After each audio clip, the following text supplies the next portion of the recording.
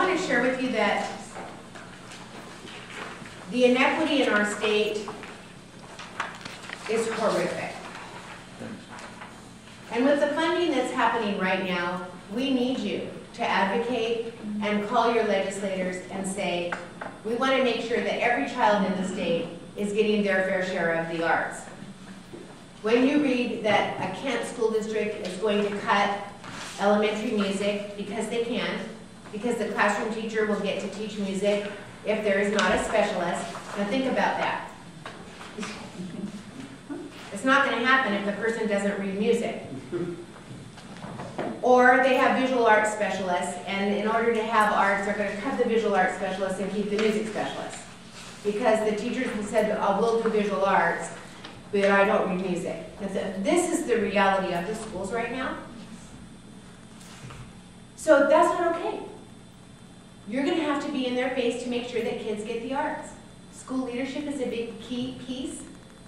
Putting school leaders and board members, get on the school board where you live. Get elected. Elect people who support the arts. Hire superintendents who support the arts. Hire principals who support the arts. There are lots of things that you can do as advocates right where you are. Because that's the reality. How are kids going to get the arts? Because somebody in the district believes that it's important, in addition to the law. I'm sorry to make it simple, but I've been dealing with this for 10 years. And if everybody was as gung-ho as this great conversation, we wouldn't have to work so hard. So, Tina. I would also say that I don't think people necessarily know how bad it is unless you care about education or you have a kid in school. Because the other part of this we're not really talking about is sort of, you know, flight from public schools. So there's like, people who can afford to send your kid to private schools are doing that. Sure. So there's less folks advocating for what public schools need to be. Right. And that's what we see happening across the country. Because, you know, we're left with then low-income families, single moms, single parents, you know, trying to get by and just believing that the schools are doing the best for their kids when they're hamstrung financially and having to make these hard decisions and they're not being supported federally, et cetera. So there's a bigger issue to talk about between the difference between private, right, and public schools, and what we're saying deserves to be happening for each child and is not necessarily happening. And that's important to just say.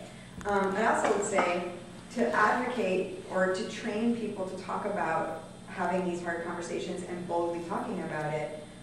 You know, in our city, the Mayor's Office of Arts and Cultural Affairs hosted a forum with the superintendent and with the mayor and others, and we actually asked if we could train young people to ask them those hard questions, which we did. So we did a series of workshops for teens and said, like, what are your arts experiences like? And they really talked about those, and we was like, well, what, you're gonna have a forum to ask these questions, what do you wanna ask? And their questions were pointed, difficult, and hard for these, you know, adults to answer, because they were things like, I go to this high school that has these things, why doesn't this high school have that?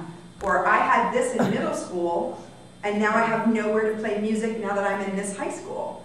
You know, what the hell? And these, you know, adults had to look at them and say, we hear you, we know that that's, you know, which was great.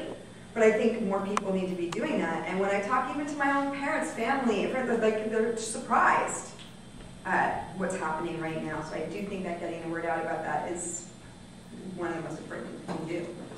This is what's supposed to happen. Stand on it. And how is it that you enhance this? This is supposed to happen. It's law. That's what makes Washington State a leader in the nation. There are many states, there's nothing. That's why it's disappearing. In our state, dance, music, theater, and visual arts are core. So all of the arts, and writing is a part of that. Writing is a huge piece of that. Writing is also core. There's absolutely no excuse.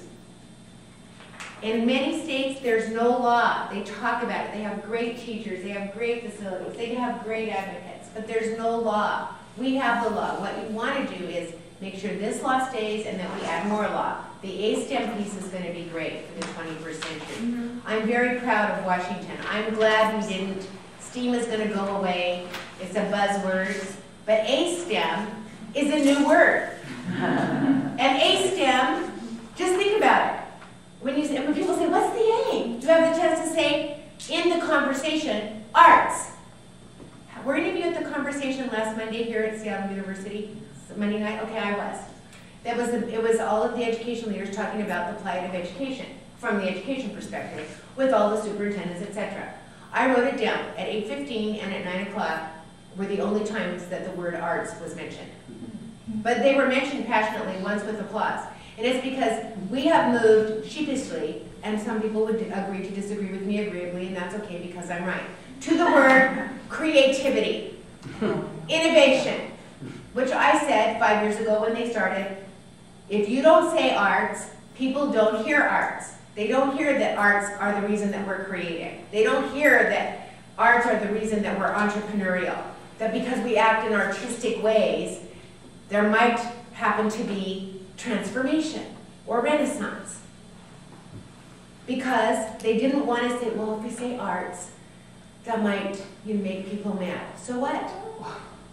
What does arts mean? Arts means everything. We're all in art work in progress. So I want to take back that courage piece. We need to start saying the word arts, and not just arts. We define the arts as dance, music, theater, visual arts in Washington State to help you. And we further define what does that look like, so it can't just be anything in order to get 2 credits. We're the first state in the nation to even go forward with 2 credits. For every child, at least 2 credits. And the conservatory people said, but not everybody can be an artist in dance, music, theater, visual arts. Not everybody. Only some people. The universities are saying that. We don't want everybody. We don't have enough teachers to provide for everybody. We only want the best of the best to come through our programs. I mean, we're shooting in it ourselves. That's what I'm talking about. Yes, all of us are artists, and what would happen if all of us discovered our talent and we actually lived our bliss?